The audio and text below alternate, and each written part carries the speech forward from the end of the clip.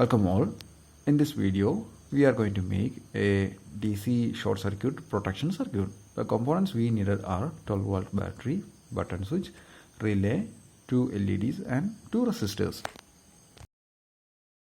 In order to activate the circuit, I need to press the button. So the blue LED stand on.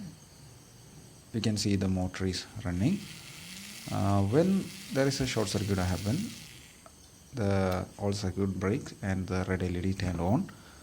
In order to reset, I press the button, so the all circuit is reset and you can run the motor.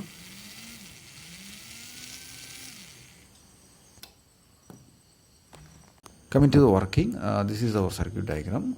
On the initial state, the relay is turned off, so the red LED is turned on.